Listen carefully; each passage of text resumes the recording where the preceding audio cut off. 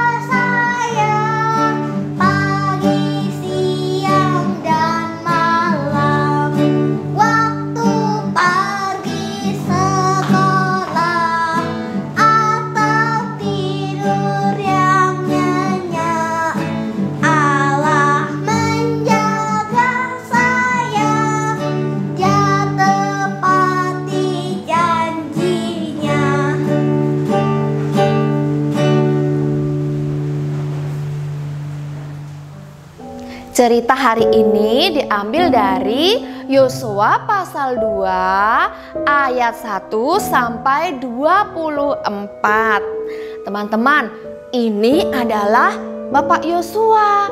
Bapak Yosua adalah pengganti Bapak Musa. Karena Bapak Musa sudah meninggal, maka sekarang Bapak Yosua yang memimpin bangsa Israel. Bangsa Israel masih belum sampai ke tanah Kanaan, tapi sekarang mereka sudah semakin dekat. Bapak Yosua melihat, wah, sudah dekat nih. Sebentar lagi sampai. Nah, teman-teman, di sana juga ada sungai, namanya Sungai Yordan. Setelah mereka melewati Sungai Yordan, mereka akan sampai di sebuah kota, namanya kota Yeriko. Tapi Bapak Yosua dan bangsa Israel belum tahu bagaimana keadaan kota Yeriko itu. Maka Bapak Yosua mengutus 2 orang untuk pergi mengamat-ngamati kota Yeriko itu, supaya mereka tahu bagaimana keadaan kota Yeriko tersebut. Maka pergilah mereka secara diam-diam ke kota Yeriko. Mengapa mereka pergi secara diam-diam? Karena di kota Yeriko itu dikelilingi tembok besar dan tidak semua orang bisa masuk dan datang ke kota itu, apalagi orang asing, bahkan orang Israel. Nah, teman-teman, akhirnya mereka sampai di kota Yeriko. Mereka pergi ke rumah ibu, namanya Ibu Rahab. Mereka diterima di rumah Ibu Rahab. Dan mereka menginap di rumah Ibu Rahab. Ternyata ada orang yang melihat. Dan orang itu melapor pada raja. Raja, ada 2 orang Israel yang sedang mengamat-ngamati kota kita. Mereka menginap di rumah Ibu Rahab. Lalu raja bilang kepada orang itu dan kepada tentara-tentaranya, kalau begitu tangkap mereka. Teman-teman, akhirnya tentara-tentara itu pergi ke rumah Ibu Rahab. Ibu Rahab tahu kalau tentara-tentara itu datang ke rumahnya. gimana ini ya? Kalian mau ditangkap oleh tentara-tentara. Ayo cepat kalian berdua naik ke atas atap. 2 orang tadi disembunyikan oleh Ibu Rahab. Mereka naik ke atas atap dan ditutupi dengan batang rami oleh Ibu Rahab. Jadi mereka tidak kelihatan. Kemudian Ibu Rahab menemui tentara itu. Hei Ibu Rahab, mana? Katanya di rumahmu ada 2 orang yang menginap. Itu orang Israel. Kami harus menangkapnya. Hah? 2 orang? Orang Israel? Oh, memang tadi ada 2 orang di sini. Tapi saya tidak tahu dari mana mereka berasal. Tapi mereka sudah pergi ke sana. Lalu tentara-tentara itu segera pergi dan mencari 2 orang tadi. Padahal 2 orang tadi masih di atas atap. Teman-teman, setelah tentara-tentara itu pergi, Ibu Rahab memanggil 2 orang yang disembunyikannya tadi. Hei kalian cepat turun, kalian sudah selamat. Sekarang kalian sudah selamat, tentara-tentara itu sudah pergi. Cepat kalian pergi dari sini.